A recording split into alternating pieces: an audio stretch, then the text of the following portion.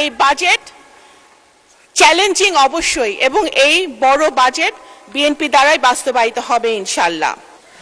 আমাদের বিরোধী বন্ধুরা অনেকভাবে বাজেটকে সমালোচনা করার চেষ্টা করেছেন, অনেক পড়াশোনা করে এসেছেন, কিন্তু ইফ বাট কিন্তু যদি অনেক কিছু দিয়েও ওনারা গতানুগতিক সমালোচনা ছাড়া নতুন কোনো সমালোচনা আরও দিতে পারেন নাই। মাননীয় স্পিকার, এই বাজেটকে বিভিন্নভাবে বিশেষায়িত করা হয়েছে। বিরোধী দল থেকে বলা হয়েছে চ্যালেঞ্জিং বাজেট, দিবা স্বপ্ন। এটি একটি দিবা স্বপ্ন নয়, এটি একটি বাস্তব রিয়েলিস্টিক বাজেট, যে বাজেট বিএনপি সরকারের দ্বারাই বাস্তবায়িত হওয়া সম্ভব। এবং চ্যালেঞ্জিং শব্দটা বারবার ব্যবহার করা হয়েছে। অবশ্যই চ্যালেঞ্জিং শব্দের সাথে বাংলাদেশ জাতীয়তাবাদী দলের ইতিহাস, শহীদ রাষ্ট্রপতি জিয়াউর রহমানের ইতিহাস ওতপ্রোতভাবে জড়িত।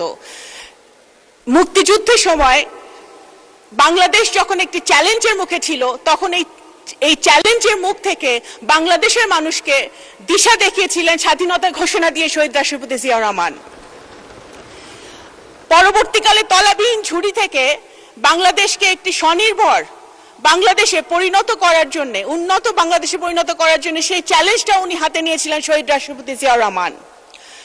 এবং স্বৈরাচারীদের হাত থেকে বাংলাদেশকে আবার গণতন্ত্রের পথে নিয়ে আসার জন্য এই অবিরাম চ্যালেঞ্জটি হাতে নিয়েছিলেন দেশনেত্রী বেগম খালেদা জিয়া।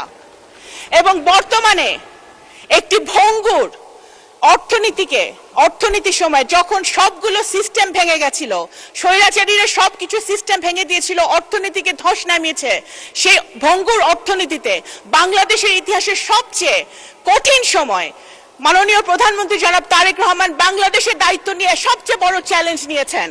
সুতরাং এই বাজেট চ্যালেঞ্জিং অবশ্যই, এবং এই বড় বাজেট বিএনপি দ্বারাই বাস্তবায়িত হবে ইনশাআল্লাহ। মাননীয় স্পিকার, একটি বাজেট শুধু একটি হিসাব নিকাশ নয়, একটি পলিটিক্যাল কমিটমেন্ট, একটি রাজনৈতিক দলিল। আমি মনে করি এই বাজেটটি একটি মানবিক, ইনোভেটিভ, ইনক্লুসিভ বাজেট হয়েছে, প্রগ্রেসিভ বাজেট হয়েছে, নারী বান্ধব বাজেট হয়েছে।